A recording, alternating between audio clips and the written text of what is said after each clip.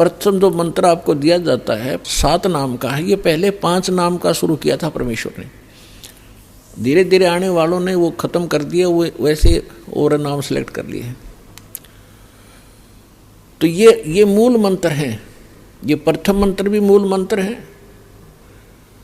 और सतनाम भी मूल मंत्र है और सार नाम ये मूल मंत्र है। मूल मंत्र का अर्थ है, अब जैसे हम विष्णु जी के 1000 नाम बना रखे, सहस्रनामा, और शंकर भगवान के बहुत से मंत्र बना रखे हम, जिनका जाप किया करते थे लोकवेद के आधार से, उनसे कोई लाभ होने वाला नहीं था। जैसे भैंसे को भैंसा करते रहे, ओ भैंसा राम, भैंसा साहब, वो कतई नहीं सुनेगा। एक बार न्यू कर दे हुर्र, वो न्यू देखेगा। वो उसका मूल मंत्र है उस भैंसे का, वो विवश है उसके। तो ये मंत्र ये हमारे तक पहुँचे नहीं दिए। ज्ञानियों ने अपने लोकवेद दंत कथा सुना के वो मंत्र देते रहे, ओम नमः शिवाय, ओम नमः भगवते वासुदेवाय, इस तरह अटपट करते रहे। या सतनाम, ओंकार, अरंकार, ये अटपट, ये कोई मंत्र है? ये है वो मूल मंत्र। इसी प्रकार ये सतनाम है, ये भी मूल मंत्र है। इनसे प्रभाव ज्यादा पड़ता है, एकदम सतर्क हो जाते हैं और तुरंत ही हमारी तरफ आकर्षित होते हैं ये शक्तियाँ। और तीसरा मंत्र है वो तो अनमोल मंत्र है, सारनाम जिसे कहते हैं। इसकी तो आज तक छींट भी नहीं लगने दी थी परमात्मा ने। जितने भी महापुरुष हुए हैं सबको परमात्मा ने सतर्क कर दिया था, सारा ज्ञान समझा के कि हमारा और काल का एक संघर्ष चल रहा है। जब 5505 वर्ष बीत जाएंगे कलयुग की, उससे पहले इसको डिस्क्लोज नहीं करना। धर्मदास साहिब जी से कहा था, धर्मदास मेरी लाख दुहाई, ये सार शब्द और ये मूल ज्ञान तो दास साहब को बता रहे, ये है मूल ज्ञान। 33 अरब ज्ञान हम बाखा, 33 अरब वाणी बोली, और मूल ज्ञान हमने गुप्ती रखा है। ये है मूल ज्ञान जो दास को दिया है।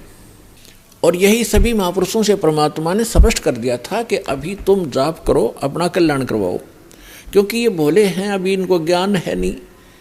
आप ये नाम सुना दोगे, आने वाले समय में काल के दूत भी यही मंत्र देते मिलेंगे सभी को, तो हम भिन्नता कैसे बताएंगे नकली और असली की?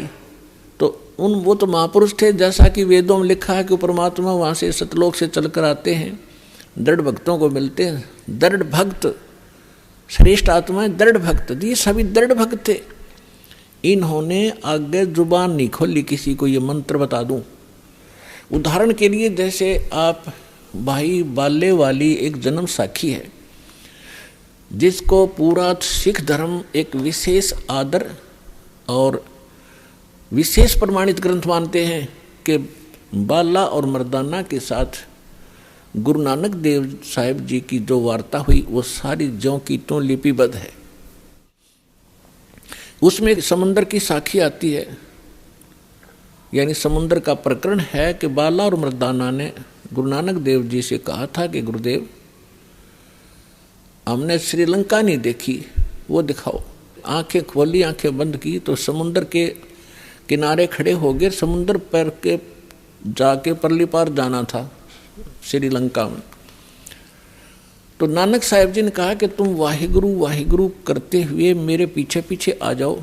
इस समुद्र पर ऐसे चलने लगे जैसे थल पर चलते हैं, जमीन पर। उसी समय नानक साहिब जी ने उस सतनाम का उच्चारण शुरू कर दिया, 2 अक्षर का,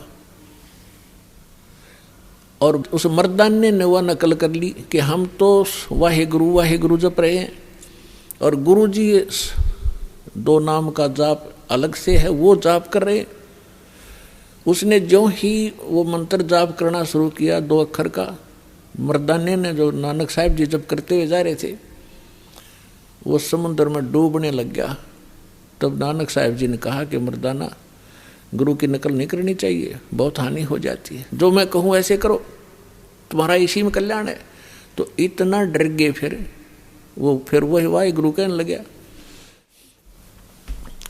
तो उसी तरह फिर चलने लगा समुद्र के जल पर जैसे थल पर चलते। तो ये एक समझण की बात है पुण्यात्माओं। उन महापुरुषों को शक्तिदायक थी परमात्मा की कि इसको किसी को बताना नहीं। और ये झटका देना भी जरूरी था, क्योंकि नानक देव साहब जी ने एक प्राण संग्रह नामक ग्रंथ बनाया था, शिवनाभ राजा के पास वो सुरक्षित रखा था। उसमें इस नाम का पूरा डिस्क्लोज था, पूरा लिखा हुआ था। तो उनको मालूम था कि ये फिर वाणी वाणी पढ़ेंगे मेरी लिखी हुई, कोई इसका जाप ना कर ले और ये डिस्क्लोज ना हो जाए, सार्वजनिक ना हो जाए, जिस कारण से झटका दिया। उसके बाद सिख समाज उस कथा को पढ़कर इतना घबरा गया, इतना चिंतित हो गया, इतना सतर्क हो गया कि ये नाम की तरह गुरु ग्रंथ साहिब में भी नहीं होना चाहिए। कोई गलती से सिख बच्चा पढ़ जाप ना कर ले, गुरु के वचन की अवहेलना ना हो जाए और हानि ना हो जाए, जैसे मर्दाना डूब गया होता है। तो पुण्यात्माओं, ये संतों के खेल होते हैं।